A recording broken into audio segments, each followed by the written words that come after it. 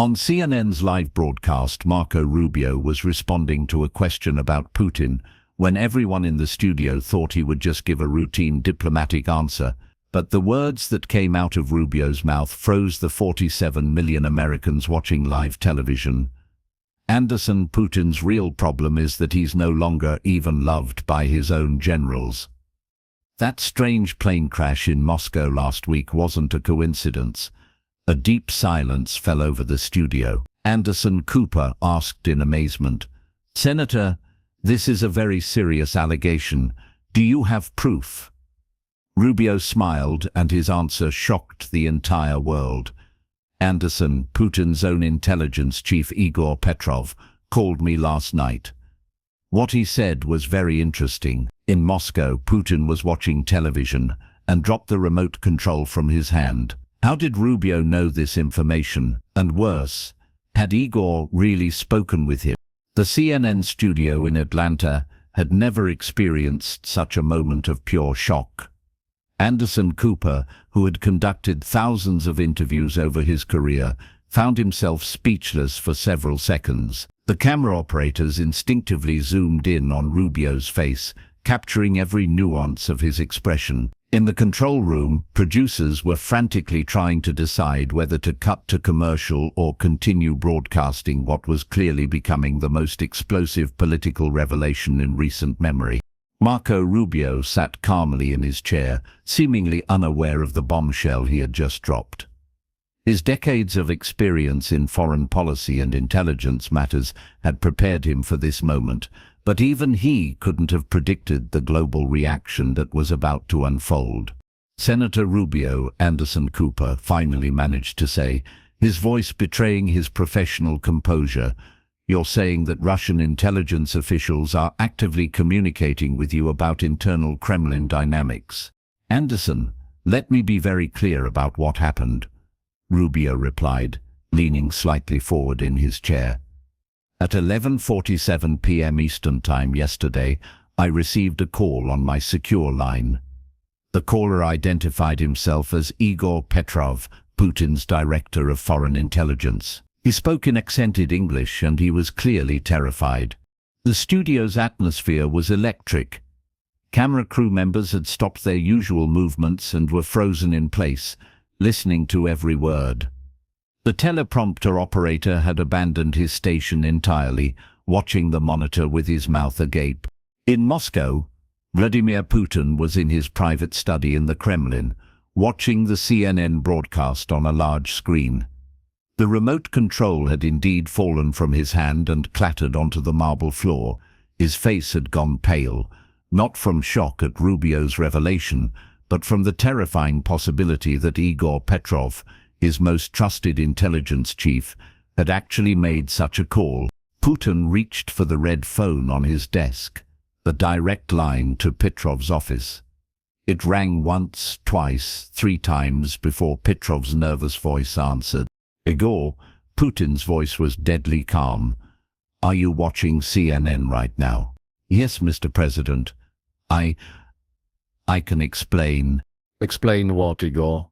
That you called an American senator to discuss my personal business?" "Mr. President, I would never." But Putin had already hung up the phone. He turned back to the television, where Rubio was continuing his devastating revelation. "What did Petrov tell you specifically?" Anderson Cooper pressed, his journalistic instinct taking over despite the unprecedented nature of the situation. Rubio paused dramatically, knowing that millions of people around the world were hanging on his every word. "Olga told me that Putin hasn't slept properly in 23 days. He's been having nightmares about his own generals plotting against him, and he was right to be worried." The camera captured Anderson Cooper's incredulous expression. "Senator, these are extraordinary claims. You're essentially saying that Putin is losing control of his own military." "Anderson, let me tell you about that plane crash I mentioned. The aircraft that went down outside Moscow last Tuesday wasn't carrying ordinary passengers. On board were General Viktor Kozlov, Admiral Sergei Mikhailov, and Colonel Ivan Petrenko. These weren't random military officers. They were the three generals who had privately approached other senior military leaders about removing Putin from power. In living rooms across America, families had stopped their evening routines to watch this unforgettable television moment. Social media was exploding with real-time reactions. Scene: Rubio reveals Putin was trending worldwide within minutes. At the Pentagon, Defense Secretary Lloyd Austin was watching the broadcast from his office. He immediately called his chief of staff. "Get me a secure line to Rubio immediately. He needs to understand the implications of what he's saying." At the CIA headquarters in Langley, Director William Burns was in an emergency meeting with his top deputies. "How the hell does a senator have this level of intelligence? And why wasn't I informed about contact from Russian officials?" Back in the CNN studio, Rubio was just getting started. "Anderson, the Russian military is essentially running a shadow government right now. Putin makes public appearances and gives speeches, but the real decisions are being made by a council of 12 generals who meet every Tuesday in a secure bunker beneath the Kremlin. How could you possibly know about such specific internal arrangements?" Cooper asked, his reporter's skepticism warring with his amazement at the story unfolding before him. "Because Igor Petrov isn't the only Russian official who's reached out to American leaders recently. Over the past month, we've received communications from 7 different high-ranking Russian officials. They're all saying the same thing. Putin is becoming increasingly erratic and paranoid, and they're worried about where he's leading the country." The revelation sent shockwaves through diplomatic circles worldwide. In London, Prime Minister's staff was awakening him for an emergency briefing. In Paris, President Macron was being pulled from a state dinner to discuss the implications. In Beijing, Chinese officials were frantically trying to assess how this would affect their relationship with Russia. Rubio continued his explosive revelation.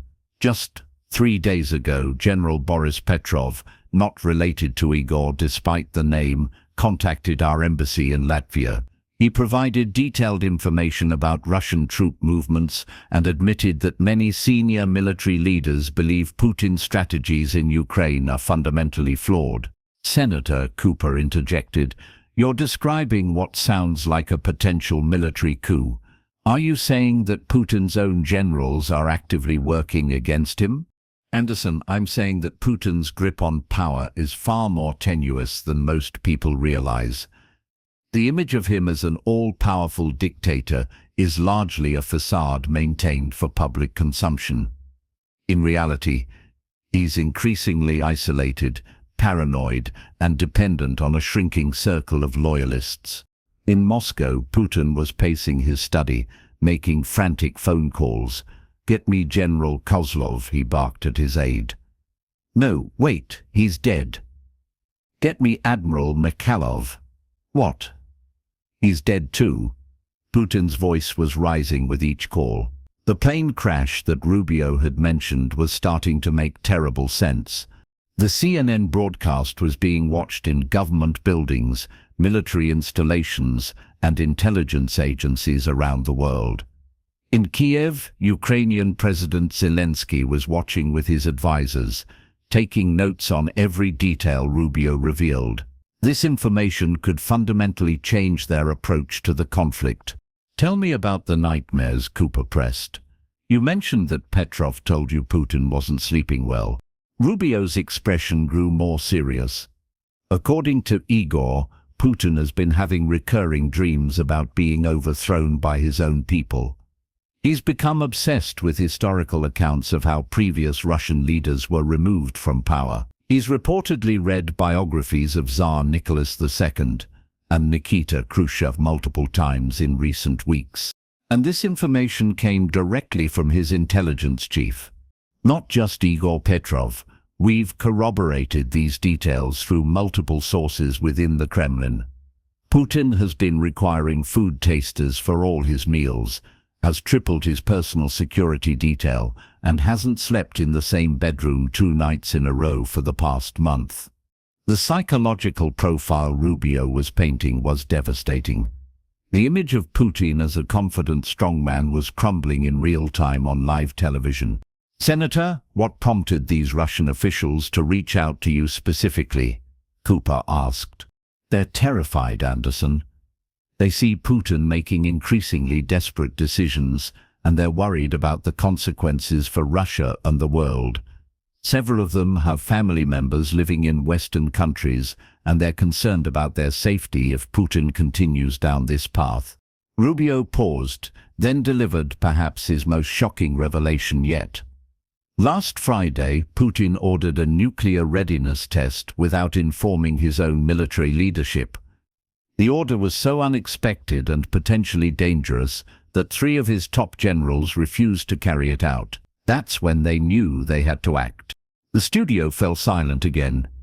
The implications of Putin ordering nuclear actions without military consultation was staggering. They refused a direct order from Putin. Cooper's voice was barely above a whisper. They did more than refuse, Anderson.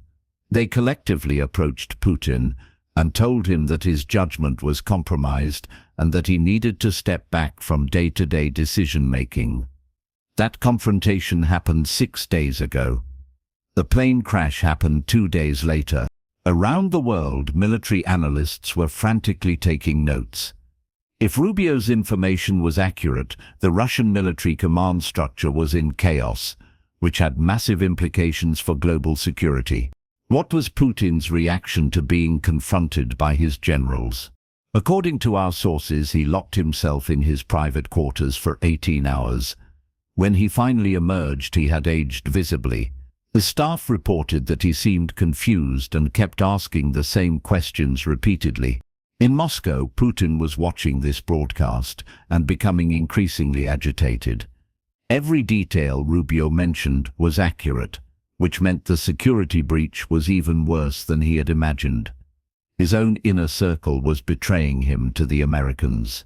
Senator Cooper continued, "You're describing a leader who's essentially lost control of his government and military. What does this mean for international relations?" Anderson, "It means we're dealing with a much more dangerous situation than most people realize.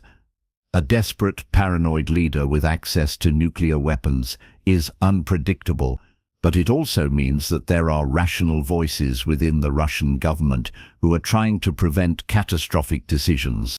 Rubio leaned forward, his voice taking on an urgent tone. "The Russian officials who've contacted us aren't traitors to their country. They're patriots who are trying to save Russia from a leader who's becoming increasingly detached from reality." The geopolitical implications were staggering.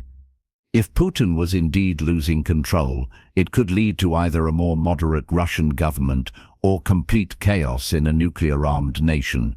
Have these Russian officials made any specific requests for American assistance?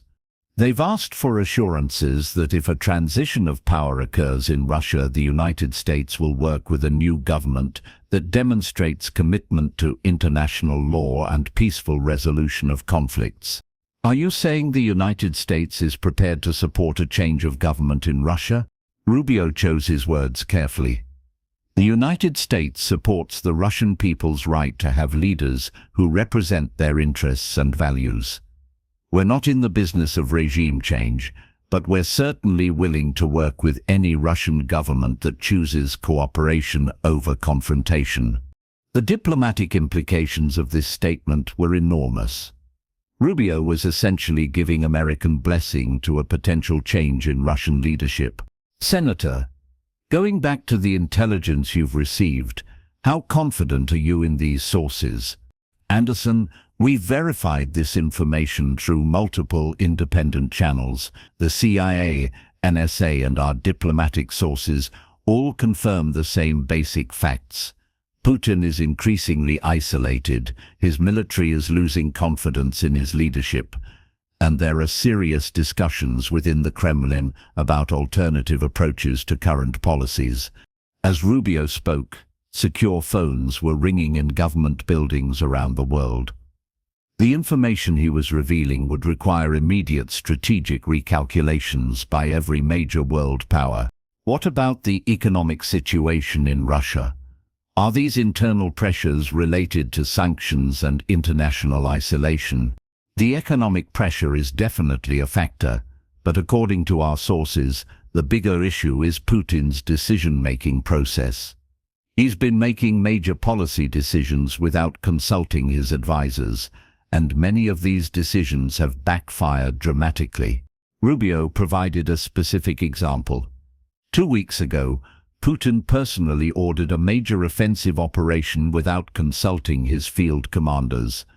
The operation was so poorly planned that it had to be called off after 48 hours, but not before significant losses. That's when several generals realized that Putin was no longer capable of making sound military judgments. The military implications were clear. If the Russian military was operating without effective central command, it could lead to either random acts of aggression or complete military paralysis. Senator, you mentioned earlier that multiple Russian officials have made contact. Can you tell us about any others? Yes, and this might be the most significant contact we've received. General Dmitry Volkov, who oversees Russia's nuclear arsenal, sent a message through diplomatic channels 3 days ago. He wanted to assure Western leaders that Russia's nuclear weapons remain under responsible control, despite what he called erratic directives from the highest levels. The nuclear angle added a new dimension of urgency to the story. If Putin was giving erratic nuclear orders, the safety of the entire world could be at stake. What kind of erratic directives? General Volkov reported that Putin has been asking about nuclear deployment scenarios that would be militarily meaningless but potentially catastrophic. When military advisors explained why these scenarios were problematic, Putin accused them of disloyalty. Kowem looked directly into the camera, understanding the historic nature of this moment. We're hearing from Senator Marco Rubio that Russian military leaders are so concerned about Putin's nuclear decision-making that they're communicating directly with the United States. That's correct, Anderson. And they're not just communicating concerns, they're providing assurances that they will not carry out orders that could lead to nuclear catastrophe, regardless of who gives those orders. The implications were clear. The Russian military was essentially telling the world that they would disobey Putin if he ordered nuclear attacks. Senator, how do you expect Putin to respond to these revelations? Rubio's expression grew grave. Putin will likely interpret this as the ultimate betrayal. He's already paranoid about disloyalty within his government. Learning that his own officials are communicating with the United States will probably push him further toward desperate actions. Are you concerned about the safety of these Russian officials who've provided information? Absolutely. We've offered protective assistance to several of them and their families. Some have already accepted, which is why we felt it was important to make this information public now, to prevent Putin from quietly eliminating these voices of reason. The human drama behind the geopolitical crisis was becoming clear. Real people were risking their lives to prevent what they saw as catastrophic leadership. What message would you send to the Russian people who might be watching this broadcast? Rubio looked directly into the camera. To the Russian people, I want you to know that America distinguishes between Putin's government and the Russian people. We have no quarrel with Russia or Russians. Our concern is with a leader who seems to be losing touch with reality and making decisions that endanger not just Ukraine but potentially the entire world. He continued, the Russian officials who've reached out to us love their country and are trying to protect it from the consequences of increasingly erratic leadership. They're not traitors, they're patriots who are trying to prevent catastrophe. And what about Putin himself? If he's watching this broadcast, what would you tell him? Rubio paused thoughtfully. Mr. Putin, your own advisors are telling us that you're not well. The decisions you've been making are harming Russia and threatening global stability. It's not too late to step back, seek help, and allow rational voices to guide Russian policy. The direct address to Putin was unprecedented in American diplomacy. A sitting US senator was essentially conducting an intervention on live television. "Senator, what happens next? How does this situation resolve?" "Anderson, we're at a critical juncture. Either rational voices within the Russian government will prevail, or we could see increasingly desperate and dangerous actions from a leader who feels cornered. The international community needs to be prepared for both possibilities." Rubio outlined the potential scenarios. Best case, Putin recognizes that he needs help and allows his advisors to guide policy decisions. Worst case, he becomes even more paranoid and unpredictable, potentially leading to actions that no one wants to see. Are there any indications of which direction this might go? The communications we've received suggest that there are responsible people within the Russian government who are prepared to act if necessary to prevent catastrophic decisions. But the timeline is uncertain, and the situation is extremely fluid. As the interview continued, world leaders were holding emergency consultations. The information Rubio had revealed would require fundamental reassessments of Russia policy by every major nation. "Senator, thank you for this extraordinary revelation. Before we conclude, is there anything else the American people should know?" Rubio looked directly into the camera one final time.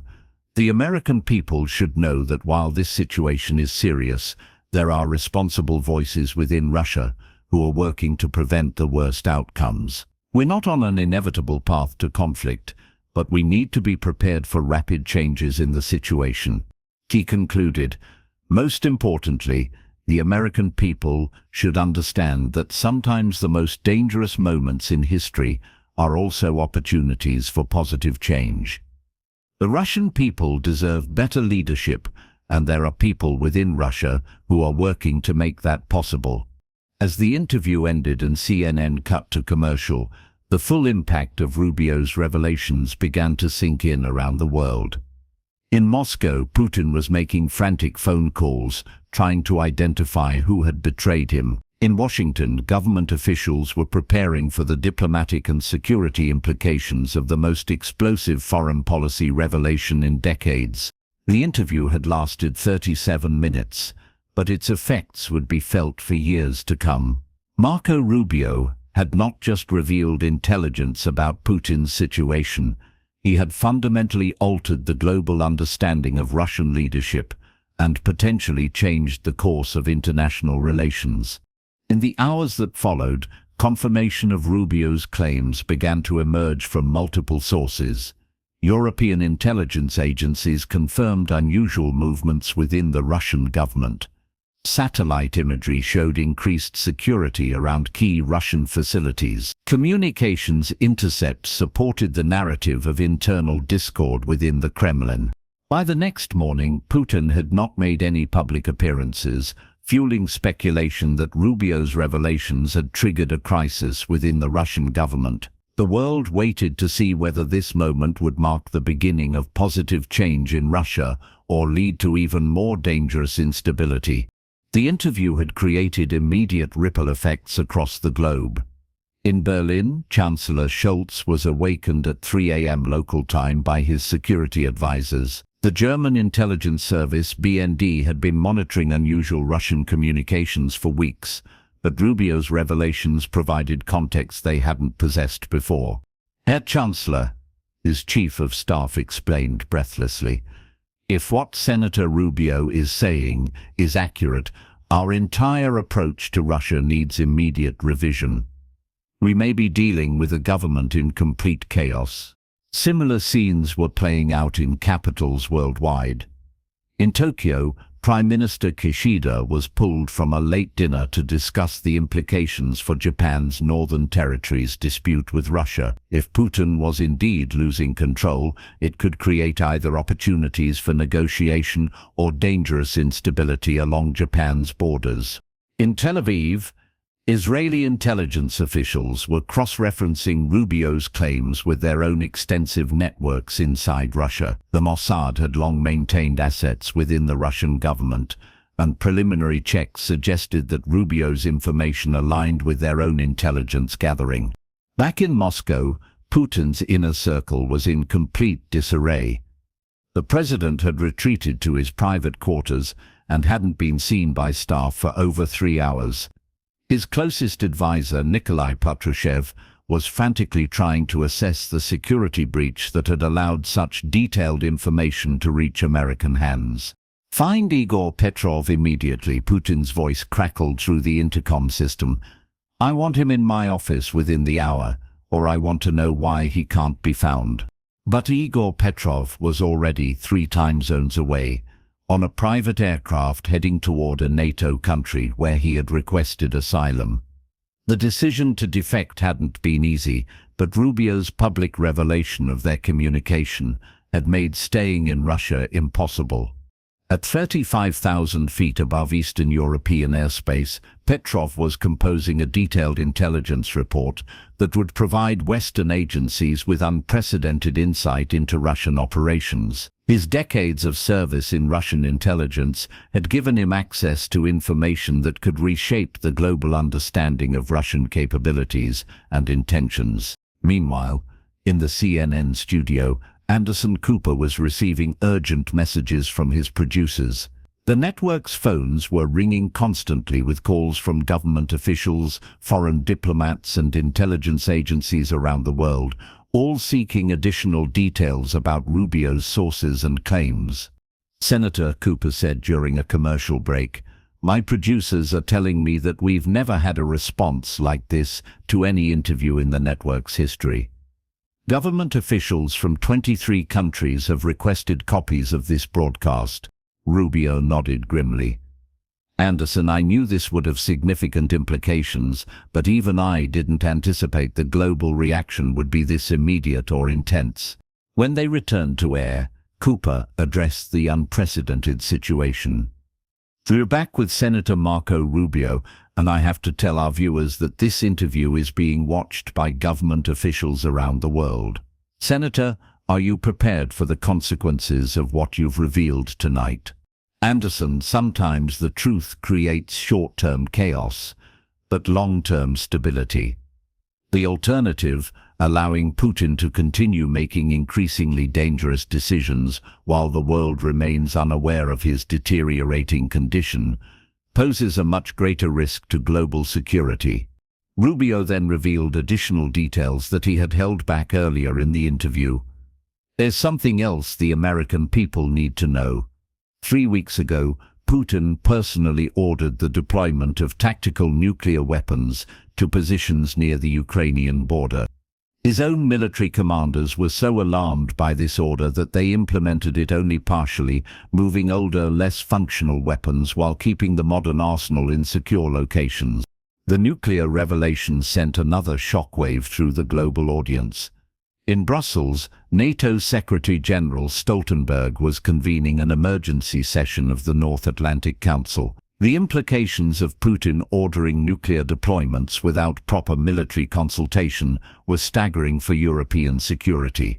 Furthermore, Rubio continued, Russian military leaders have established a direct communication channel with NATO through back-channel diplomatic contacts.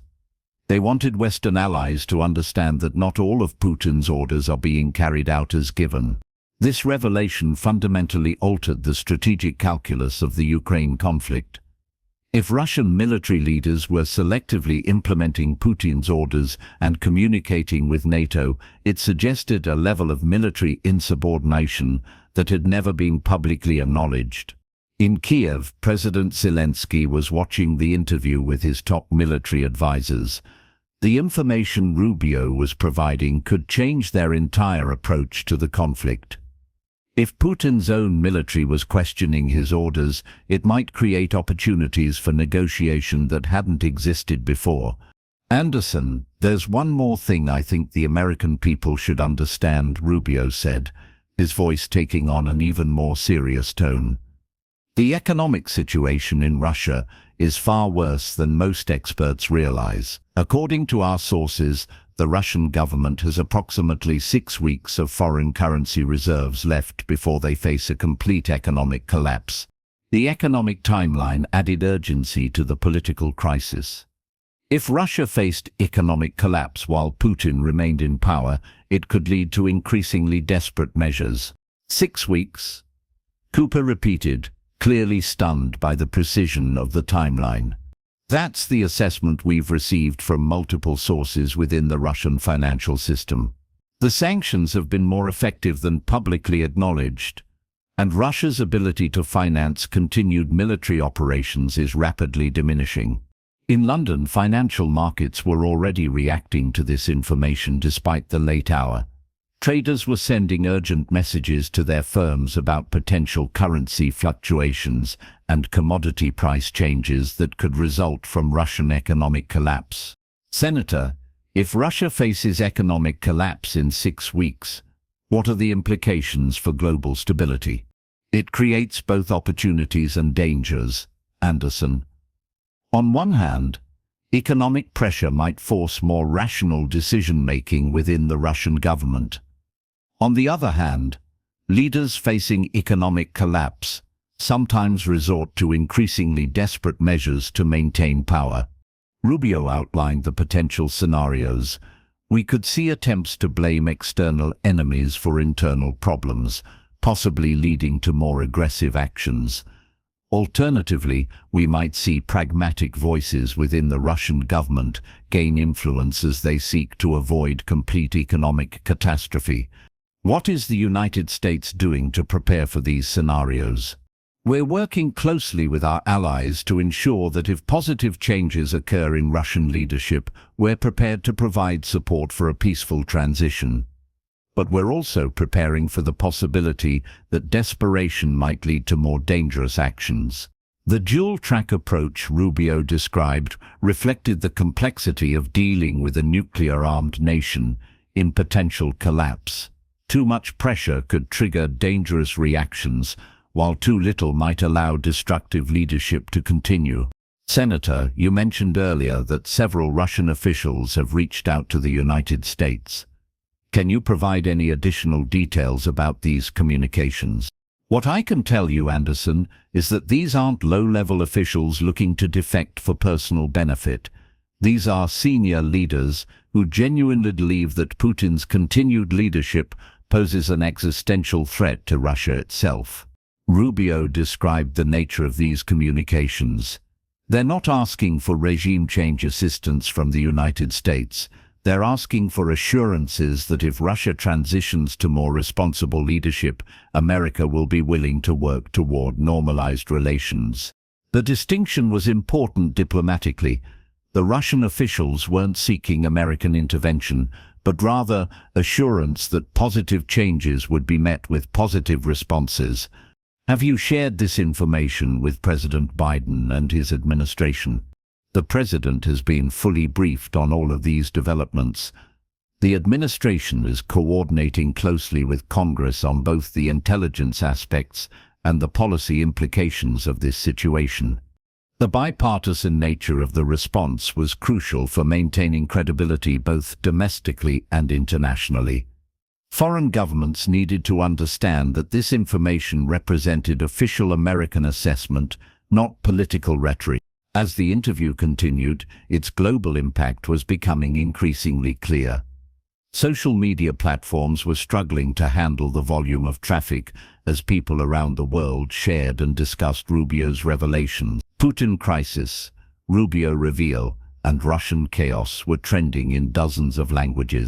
In Moscow, Putin finally emerged from his private quarters, but his staff noticed immediate changes in his appearance and demeanor. He appeared to have aged years in just a few hours, and his typically confident bearing had been replaced by obvious anxiety and paranoia. "Bring me the full security detail roster," Putin ordered his aide. "I want background checks on every person who has had access to sensitive information in the past month." The hunt for the sources of Rubio's information had begun, but it was already too late.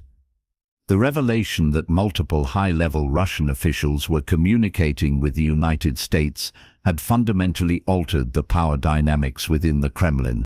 Anderson, Rubio concluded as the interview neared its end, "I want to emphasize to your viewers that while this situation is serious and potentially dangerous, it also represents an opportunity for positive change. The Russian people deserve leadership that prioritizes their welfare over personal power, and there are people within Russia working to make that possible.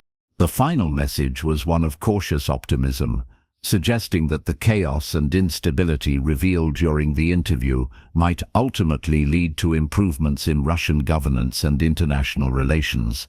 As CNN finally concluded the historic broadcast, the full magnitude of its impact was only beginning to be understood.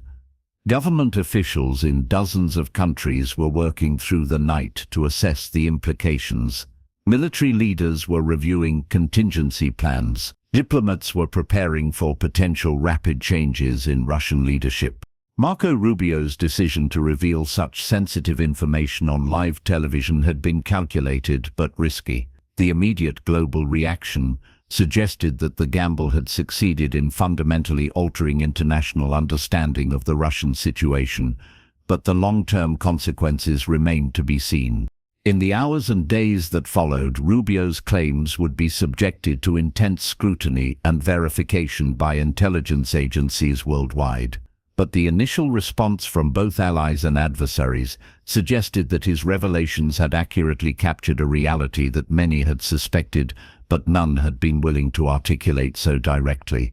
The 37-minute interview had not just revealed intelligence about Putin's situation, it had potentially accelerated political processes within Russia that might have taken months or years to unfold naturally. Whether this acceleration would lead to positive outcomes or dangerous instability remained to be determined, but there was no doubt that Marco Rubio had fundamentally changed the global conversation about Russia, Putin, and the future of international relations.